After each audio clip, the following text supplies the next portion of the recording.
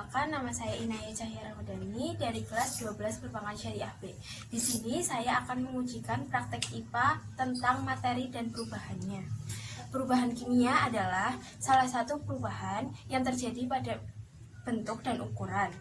Perubahan materi ini menghasilkan jenis dan sifat materi yang berbeda atau baru dari zat semula, yang disebut juga dengan istilah reaksi kimia. Sedangkan perubahan fisika adalah perubahan materi yang tidak disertai dengan pembentukan zat yang jenisnya baru. Sebelum kita melakukan pengujian, kita siapkan alat dan bahannya terlebih dahulu. Di sini ada air, gula, gunting, gelas, garam, lilin, sendok, dan kertas.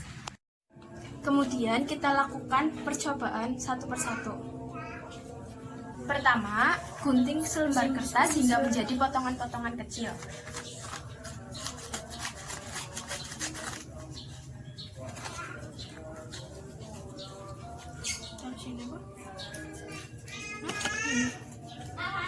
Jika kertas hanya digunting dan dipotong kecil-kecil, maka hanya bentuk fisiknya yang berubah, tetapi komponen penyusun kertasnya tetap sama. Maka hal ini dinamakan dengan perubahan fisika. Kedua, bakarlah selembar kertas.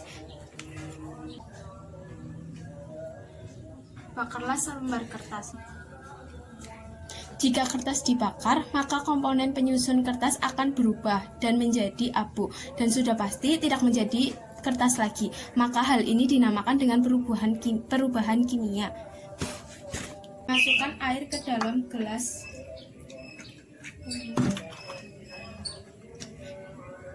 Kemudian ambil sedikit gula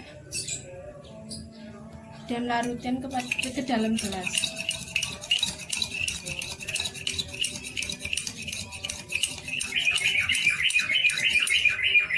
Melarutkan senyawa kovalen seperti gula tidak menghasilkan reaksi kimia. Ketika gula larut, molekul-molekulnya menyebar ke seluruh air, tetapi identitas kimianya tidak berubah. Maka hal ini dinamakan dengan perubahan kimia. Lalu masukkan air ke dalam gelas. Kemudian ambil sedikit garam dan masukkan ke dalam gelas. Lalu larutkan. Ketika kita melarutkan garam dalam air merupakan perubahan kimia karena reaktan atau natrium klorida berbeda dari produk atau kation natrium dan anion klorin. Jadi senyawa ionik ataupun organik apapun yang larut dalam air akan mengalami perubahan kimia. Ambil sedikit gula menggunakan sendok. Lalu panaskan gula pasir yang memiliki bentuk padat.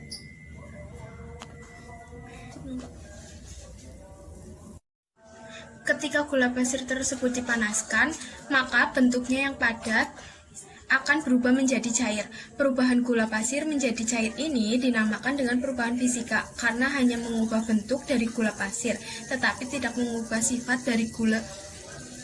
Namun, jika gula pasir yang sudah mencair tadi dipanaskan secara terus-menerus, maka akan terjadi proses dekomposisi di mana gula pasir yang sudah cair tadi akan menghasilkan zat yang baru berupa karbon dioksida. Proses perubahan ini dinamakan dengan perubahan kimia. Ambil sedikit garam menggunakan sendok, lalu panaskan. Jika larutan garam dipanaskan, maka mengalami kristalisasi, yaitu pembentukan garam kembali. Tetapi garam yang terbentuk dari hasil kristalisasi akan memiliki perbedaan massa, rasa, permukaan. Maka akan mengalami perubahan fisika.